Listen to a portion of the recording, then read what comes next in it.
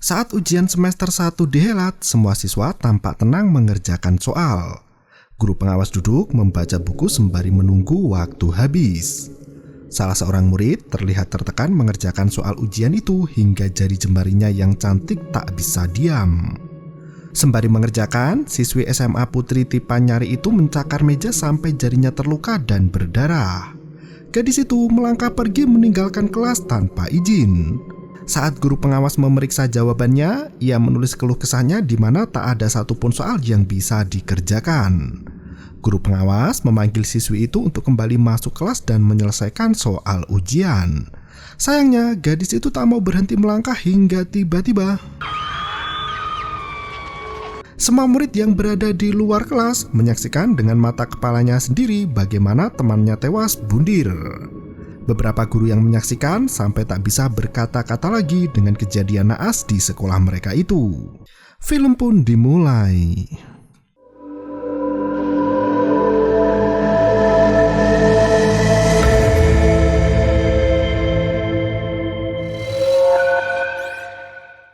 Pagi itu, Tong menunggu orang tuanya di depan ruang guru. Gadis cantik itu adalah siswi pindahan yang masuk di pertengahan tahun, yaitu pergantian semester. Tong diminta memberi salam pada guru di sekolah barunya itu. Gadis itu terlihat malas-malasan dan memberi salam seadanya. Melihat sikap Tong itu, wakil kepala sekolah langsung tidak menyukainya. Ia memberikan catatan pada Tong untuk mengganti tas mahalnya dengan tas seragam sekolah. Setelah mendapat izin bersekolah di sana, Tong segera masuk ke dalam bangunan SMA Tipanyari itu. Slogan dan visi misi sekolah yang bertujuan untuk mencapai standar tinggi pun menyambut kedatangan Tong. Sekolah itu memiliki tingkat kedisiplinan tinggi hingga dijuluki sekolah semi militer. Tong melangkahkan kaki menuju ke kelasnya hingga tak sengaja menginjak cairan hitam di lapangan. Sepatu Tong yang kotor meninggalkan jejak di keramik putih lantai sekolahnya. Sesampainya di kelas, guru sedang menjelaskan durian paling terkenal di provinsi Notaburi, yaitu durian bertangkal panjang. Durian itu dikenal yang paling mahal di Thailand. Tak berselang lama, Tong masuk ke dalam kelas sembari memberikan catatan dari wakil kepala sekolah. Guru itu mempersilahkan Tong masuk dan mencari tempat duduknya sendiri. Semua siswi di kelas mengenakan seragam berwarna pink. Namun karena Tong adalah siswi baru, ia masih mengenakan seragam sekolah dulu yang berwarna putih. Tong pun memilih duduk di samping seorang siswi di sana. Karena sepatu Tong sangat kotor, ia pun mengumpat sembari membersihkan sol luar sepatunya. Mendengar umpatan Tong, teman baru di sampingnya itu langsung menegurnya. Ia berkata jika sekolah mereka tidak pernah mengajarkan berkata kasar apalagi sampai mengumpat. Saat Tong mengulang umpatannya lagi, siswi di sampingnya sampai menutup telinga. Tong merasa tak nyaman berada di samping siswi itu dan memilih pindah ke kursi lain. Bu guru menegur Tong karena di kelas itu tak ada kursi lain yang tersisa. Tong mengambil meja bekas dan kursi di tumpukan buku di belakang sendiri. Ia meletakkan meja kursi itu di tengah ujung belakang dan duduk sendirian di sana. Bu guru pun kembali melanjutkan pelajaran. Di ujung meja itu tertempel nomor yang sama dengan siswi yang bunuh diri. Tong tidak mengetahui hal itu dan merobek kertas nomor ujian itu. Bekas cakaran di meja itu masih terlihat merah di mana tangan Tong ikut menggaruk bekas cakaran itu tanpa sadar. Sore harinya sebelum pulang, kepala sekolah memberikan sambutan di depan warga sekolah agar bersama-sama meningkatkan reputasi setelah tertimpa isu bunuh diri. Saat mendengar sambutan itu, Tong melihat seorang siswi berdiri di lantai atas menatapnya dan pergi begitu saja. Sesampainya di rumah, Tong makan bersama orang tuanya. Ibu memberikan nasihat agar Tong menyesuaikan diri dengan aturan sekolah barunya itu. Sayangnya, meski sudah beberapa hari sekolah di sana, Tong belum memiliki teman seorang pun. Ia bahkan diacukan teman-teman di sekolah dan terus diawasi Pak Wakil Kepala Sekolah. Suatu hari, Tong memilih untuk menyendiri di atap gedung sekolah sembari menghisap rokok yang dilarang keras di sekolahnya itu. Tiba-tiba, siswa bernama Jack memergoki Tong merokok di atap gedung sekolah dan memperingatkan Tong untuk tidak melanggar aturan sekolah. Tong justru membalas perkataan Jack dengan mempertanyakan mengapa siswa SMA Putra bisa masuk kawasan SMA Putri. Ternyata, Jack adalah putra dari petugas kebersihan sekolah yang diminta untuk membantu ayahnya bekerja di SMA Putri. Ia bertanya bagaimana cara Tong bisa naik ke atap padahal pintu menuju atap terkunci rapat. Tong mengaku mendobrak pintu dengan kakinya. Jack hanya berkata oke dan melenggang pergi. Merasa kesepian, Tong meminta Jack untuk menemaninya berbincang sebentar. Jack mendekati Tong dan ikut memandangi bawah sekolah. Tong menawarkan rokok namun Jack tidak merokok. Mereka saling memperkenalkan diri dan menyebutkan nama masing-masing. Jack bercerita jika dirinya sejak lahir sudah tinggal di sekolah karena ayahnya adalah petugas kebersihan sekaligus penjaga sekolah. Berbeda dengan Tong, siswi baru itu sudah 3 hari sekolah di sana. Tong yang berasal dari SMA Changruit itu mengaku tak suka dengan lingkungan baru di sekolah sekarang. Tong bercanda jika ia terkena pukulan. Jack tahu jika siswi itu berbohong karena sekolah mereka menentang kekerasan. Jack pergi meninggalkan Tong dan memberikan kunci pintu atap pada gadis itu. Ia berpesan agar Tong tidak pulang terlalu malam dan meminta Tong untuk mengunci pintu ketika hendak meninggalkan sekolah. Setelah beberapa saat, Tong mematikan puntung rokoknya dan masuk ke dalam gedung untuk pulang ke rumah. Langkah Tong terhenti ketika berpapasan dengan siswi yang naik ke atap gedung sekolah. Tong mencari gadis itu hendak mengunci pintu atap sekolah. Sayangnya, gadis itu menghilang dan melangkah di puncak gedung. Tong mengikuti gadis itu yang berdiri di pinggir atap. Saat Tong memanggilnya, ternyata gadis yang ia lihat itu sangat mirip seperti Tong. Gadis itu terjun dari atap hingga membuat Tong terbangun dari tidur lelapnya. Saat itu, kondisi kelas sudah kosong dan semua siswi sudah pulang meninggalkan Tong yang ketiduran di atas meja. Saat hendak pulang, Tong bingung mencari tasnya yang menghilang entah kemana. Ia mencari di semua laci meja namun tak juga menemukan tasnya itu. Bu guru menghampiri Tong dan berkata jika tas milik Tong itu tidak sesuai dengan aturan sekolah karena terlalu mahal. Ia meminta Tong untuk membeli tas seragam baru sesuai ketentuan sekolah agar tidak mendapat masalah.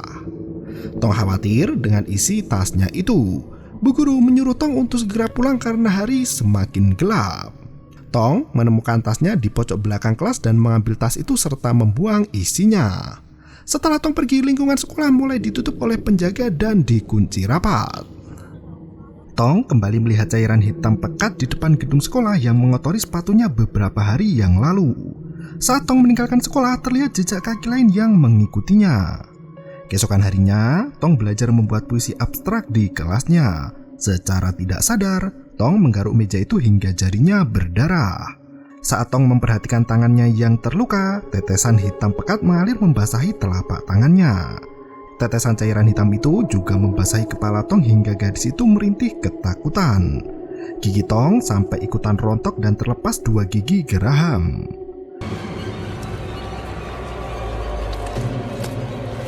Bu guru dan teman sekelasnya tidak menolong dan hanya terdiam melihat tingkah aneh Tong. Saat gadis itu hendak pergi, ia melihat tulang di lengannya mencuat keluar. Cairan hitam kental keluar dari mulutnya hingga seorang siswi menyadarkannya. Ternyata mereka semua tidak bisa melihat cairan hitam serta kejadian aneh yang dirasakan oleh Tong. Siswi baru itu hanya merintih ketakutan padahal tak ada apapun yang terjadi. Tak berselang lama, Pak Wancana memanggil Tong untuk menghadap ke ruangannya. Wakil kepala sekolah itu marah melihat sikap Tong yang tak bisa mengikuti aturan di sekolahnya itu. Ia memberikan buku panduan beretika yang harus dilakukan saat berada di sekolah maupun di tempat umum. Bagi siswi yang melanggar aturan tata tertib sekolah, maka akan kehilangan 30 poin penilaian perilaku. Pak Wancana juga memperlihatkan rekaman CCTV saat Tong merokok di atap gedung sekolah. Ia memberi kesempatan pada Tong untuk merubah sikap dan memberikan buku kode etik itu padanya. Sebelum Tong pergi, Pak Wancana bertanya apakah Tong masih melakukan kebiasaan buruknya di sekolah lama. Tong menegaskan jika dirinya sudah lama berhenti mengkonsumsi narkoba. Guru lain yang mendengar sampai melongo karena ungkapan Tong itu. Seorang siswi bernama Preu mendekati Tong yang makan sendirian di kantin saat istirahat makan siang. Preu bertanya apa yang terjadi pada Tong saat pelajaran di kelas. Ia bahkan menuduh Tong sakau dan bertingkah aneh ketika merintih di kelas tadi pagi. Mendengar hal itu, Tong melangkah pergi, namun semua murid di kantin mendengar pembicaraan itu dan mulai memandang Tong dengan tatapan sinis. Melihat Jack berjalan di belakang kantin, Tong menghampiri siswa itu. Ia bertanya pada Jack apakah mereka pernah ngobrol di atap gedung beberapa hari yang lalu. Jack menggelengkan kepala dengan raut wajah kebingungan. Namun ternyata Jack hanya bercanda. Mereka benar bertemu di atap gedung dan berbincang berdua. Jack saat itu diskors dari sekolah karena meninju temannya. Untuk menghabiskan waktu liburnya, Jack membantu ayahnya membersihkan area sekolah putri. Jack sangat kesal dengan teman-temannya di sekolah yang gemar mengolok-olok sang ayah karena bekerja sebagai tukang bersih-bersih. Melihat noda hitam di sepatu Tong, Jack mempertanyakan dari mana Tong menginjak kotoran. Tong menunjuk arah ke depan gedung sembari berkata sudah melihat noda hitam itu sejak beberapa hari. Ia heran mengapa tak ada orang yang membersihkannya. Jack menceritakan kejadian saat seorang siswi bunuh diri dan terjun dari atap gedung. Ternyata noda hitam yang dilihat oleh Tong selama ini adalah bekas darah dari siswi yang meninggal itu. Pihak sekolah sudah berusaha membersihkan noda darahnya, namun selalu muncul lagi dan semakin pekat. Sejak kejadian itu, tak ada orang yang berani menginjak atau bahkan mendekati noda hitam tersebut. Jack menyuruh Tong untuk bertanya pada teman sekelasnya siapa siswi yang bunuh diri di sana. Saat memikirkan perkataan Jack di kelas, Tong yang sedang menjalani ujian tiba-tiba terbangun dalam keadaan tubuh menengadah di depan gedung sekolah. Tong berbaring tepat di tempat bekas bunuh diri di mana noda darah hitam mengotori rambutnya. Seorang guru mendekati Tong dan meminta ambulan. Saat ketakutan melanda, Tong terbangun di rumah sakit dalam kondisi tangan diperban. Pak Wancana memberi Tong air mineral setelah pingsan berjam-jam lamanya.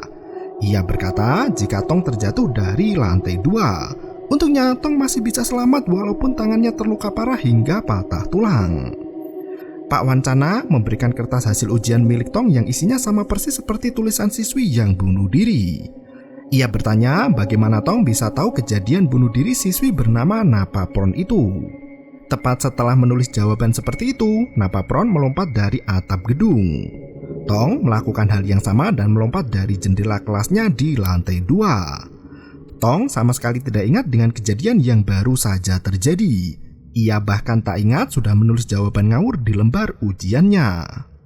Tak berselang lama, Pak Kepala Sekolah menjenguk Tong dan meminta Pak Wancana untuk keluar dari ruangan. Setelah Pak Wancana pergi, Kepala Sekolah memaksa Tong untuk bicara jujur terkait masalah yang menimpa siswi baru itu. Tong mengaku tak ingat apapun dan terbangun sudah berada di rumah sakit. Kepala sekolah mengaku bingung harus berkata apa pada orang tua Tong serta semua wartawan yang meliput kejadian itu. Insiden siswi melompat dari gedung sangat berdampak buruk pada reputasi sekolah. Ia meminta Tong untuk berkata jika kejadian lompat dari jendela itu adalah kecelakaan dan tidak disengaja. Beberapa hari setelah menjalani perawatan intensif, Tong diperbolehkan masuk sekolah dan menjalani rawat jalan. Ia menemui Preu dan bertanya siapa siswi yang bernama Napapron. Preu menunjukkan akun Facebook temannya yang bernama Pinto Napapron. Preu menceritakan kejadian naas yang menewaskan Pinto Napapron. Dari rumor yang beredar, diketahui jika motif bunuh diri itu adalah karena Napapron dihamili oleh guru Olimpiade Fisika. Setelah kematian Napapron, guru Olimpiade itu dipecat secara tidak hormat. Rumor yang beredar di kalangan siswi sekolah itu semakin tak masuk akal. Mereka menuduh Napapron sebagai siswi binal yang suka menggoda guru pria. Tong sampai iba mendengar kisah itu dan semakin penasaran dengan sosok gadis bernama Napapron itu. Status terakhir di Facebook Napapron menunjukkan jika gadis itu sangat depresi dan ingin mengakhiri hidupnya. Ia mengunggah foto selfie dengan tulisan 1000 like jika kalian tidak ingin melihat wajahku lagi. Hanya ada 52 orang yang menyukai postingan itu. Pagi harinya saat sambutan di halaman depan, beberapa kertas, meja, dan kursi terbang berhamburan keluar gedung sekolah. Ternyata barang-barang itu adalah milik Tong. Dengan tangan yang diperban, Tong menyeret meja kursinya kembali ke dalam kelas. Suara dejitan di lantai sekolah sampai mengganggu kelas lain yang sedang melangsungkan pelajaran. Tong terpaksa menyeret meja karena tangan satunya yang patah masih diperban. Sesampainya di kelas, semua siswi melotot dan menatap sinis. Preo meminta Tong untuk memperhatikan nomor yang tertempel di atas meja. Tong baru menyadari jika meja itu adalah milik mendiang Napaporn. Siangnya, Tong meminta Jack untuk mencarikan meja kursi baru karena ia tak mau menggunakan meja kursi bekas orang bunuh diri. Saat mencarikan meja yang layak pakai, Jack bertanya mengapa Napaporn bunuh diri. Tong sendiri tak yakin dengan desas-desus yang selama ini digembar-gemborkan tentang pintu Napaporn. Ia justru menduga Napaporn dikucilkan di kelas dan mendapat perlakuan menyakitkan hingga tak tahan lagi. Malam harinya, Tong menyambung obrolannya dengan Jack melalui sambungan telepon. Saat hendak tidur, Tong mendengar ada suara dari lantai bawah rumahnya. Ia bangkit dari tempat tidur untuk memeriksa suara itu. Sesampainya di bawah, tiba-tiba saja Tong sudah berada di lorong sekolah tepat di depan kelasnya sendiri. Tong berjalan perlahan masuk ke dalam kelas dan sosok hantu Napaporn duduk di mejanya sembari mencakar meja dengan kuku yang berdarah. Tong yang ketakutan bersembunyi di balik pilar koridor hingga lampu mulai berkedip dan mati seluruhnya. Dalam kondisi gelap gulita, Tong semakin takut dan melangkah perlahan. Lampu mulai menyala namun berkedip sangat cepat. Tiba-tiba Tong berlari menuruni tangga, namun ia lagi-lagi berhenti di depan kelas. Tangga sekolah itu berubah menjadi lautan cairan hitam yang sangat pekat. Tong mengambil kapak untuk berjaga dalam kondisi darurat. Ia menghampiri kelas di mana sosok hantu Napaporn menghilang entah kemana. Seketika itu, pintu kelas sebelah terbuka dan kursi melayang keluar. Tong menghampiri meja Napaporn yang terukir tulisan mengusir Tong. Kesal dengan teror yang dirasakan, Tong menghancurkan meja itu hingga cairan hitam pekat mengalir deras dari laci. Tong mendengar suara tangisan pilu yang berasal dari sudut ruangan. Ternyata Napaporn duduk menunduk melihat kertas ujiannya berserakan di lantai. Seketika itu, sosok hantu itu menghilang dan meninggalkan kertas ujian. Tangan seseorang terlihat menepuk pundak Tong yang ternyata itu adalah tangan Jack. Tong langsung memeluk satu-satunya teman yang ia miliki di sekolah. Nasnya Pak Wancana melihat mereka berpelukan dan langsung memanggil orang tua Tong. Jack harus meminta maaf sembari menjelaskan apa yang terjadi pada orang tua Tong. Setelah diomelin habis-habisan, Jack menghampiri Tong yang menunggu di depan ruang guru. Tong menjawab jika dirinya bermimpi menghancurkan meja Napaporn menggunakan kapak. Ia berencana untuk menghancurkan meja itu di kehidupan nyata. Tak berselang lama, orang tua Tong keluar dari ruang guru mengatakan jika Tong akan dikeluarkan dari sekolah karena berbuat nakal. Tong langsung marah-marah dan menuduh Pak Wancana tak punya bukti atas kenakalan yang dituduhkan kepadanya. Pak Wancana menegaskan ia melakukan semua itu semata-mata untuk melindungi murid-muridnya. Tong langsung mempertanyakan apa yang sebenarnya terjadi dengan Napaporn. Ia menunjukkan bukti surat petisi penyerahan pemberhentian pada wakil kepseknya. Pak Wancana menjelaskan jika Napaporn dihamili oleh guru di sekolahnya itu. Semua guru yang bekerja tidak bisa menerima perbuatan tak senonoh itu. Tong menunjukkan baris tulisan Napaporn yang menjelaskan jika dirinya tidak hamil atau dihamili siapapun. Tong menegaskan jika rumor buruk terkait Napaporn hanya fitnah belaka. Hantu Napaporn sengaja menemui Tong untuk meluruskan kabar burung yang menjatuhkan nama baiknya itu. Tong pergi ke atas gedung hingga membuat murid khawatir. Mereka mengadu pada Pak Wancana yang langsung menghampiri Tong.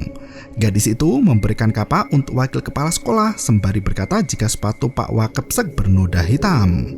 Akhirnya Tong keluar dari sekolah itu setelah merusak papan slogan dan visi misi sekolah menjadi berbunyi payah, dan film pun berakhir. Meski Napaporn telah mati, tampaknya fitnah dan rumor gelap yang menyelimuti kepergiannya itu membawa duka mendalam.